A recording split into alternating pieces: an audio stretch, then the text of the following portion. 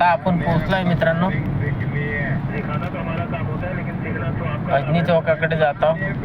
सध्या आपण इकडे सेंट्रल जेल आहे, त्या जेल गेटच्या परिसरामध्ये आहे आणि समोर जो सिग्नल येईल तो अजनी चौकाचा सिग्नल आहे. तिथून सरळ आपल्याला फ्लायओव्हर घ्यायचा आहे आणि जवळपास 2 किलोमीटरचा फ्लायओव्हर आहे तो. हा फ्लायओव्हर जो आहे मित्रांनो हा एशियातील पहिला डबल डेकर फ्लायओव्हर आहे, जो की आपल्या आशिया खंडामध्ये आपण पहिल्यांदा आपल्या नागपूर सिटीमध्ये झालेला आहे.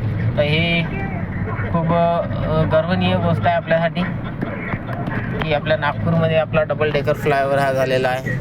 आपल्या भारतातला नाही तर आपल्या आशिया खंडातला पहिला डबल डेकर फ्लायओव्हर आहे तो, जो की आपण थोड्याच वेळामध्ये आपण त्यावरती प्रवास करू आणि तुम्हाला दाखवतोय मी की त्याच्यावरती प्रवास करून आपल्याला कसं काय वाटतंय. खालती हायवे आहे, वरती फ्लायओव्हर आहे आणि त्याच्यावरती मेट्रो आहे मित्रांनो. तर मस्त असा आहे आणि इकडे बघू शकता तुम्ही भावी नगरसेवकचा बोर्ड लागलेला आहे. तर या ठिकाणी जो कोणी आहे तो एक नगरसेवक बनलेला असेल. चला आपला सिग्नल सुटलेला आहे तर आपण आपला प्रवास कंटिन्यू करूया.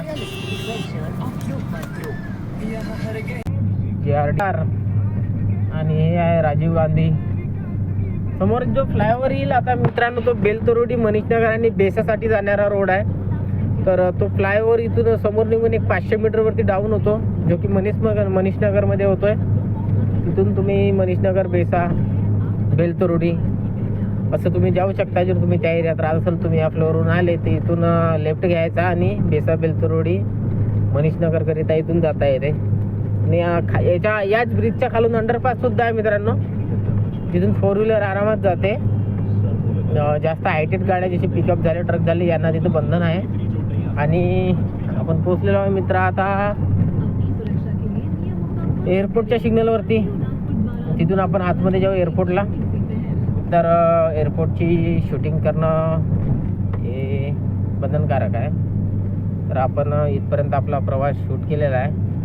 तर मित्रांनो इतकाच, बाकीचं नंतर तुम्हाला आतमध्ये गेल्यावरती दाखवतो की आपलं नागपूर एअरपोर्ट कसं आहे ते.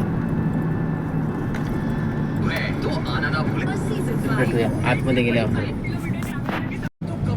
तर सध्या आपण एअरपोर्टच्या आतमध्ये जात आहे मित्रांनो आणि तुम्ही बघू शकता एअरपोर्टचा रोड कसा आहे ते. इथे ट्रॅफिक नसते, ते पायी चालणाऱ्यांसाठी इकडे फुटपाथ बनवलेला आहे आणि गाड्यांची एक लिमिट सेट आहे इथे. त्याच लिमिटमध्ये इथे गाड्या जात असतात, जे की तुम्ही बघू शकता. इकडे आतमध्ये गेल्यावरती बाकी सगळं दाखवू ते बघू शकताय. बाबासाहेब आंबेडकरांची इथे स्टॅच्यू लागलेला आहे, त्यांच्याच नावाने हा एअरपोर्ट आहे.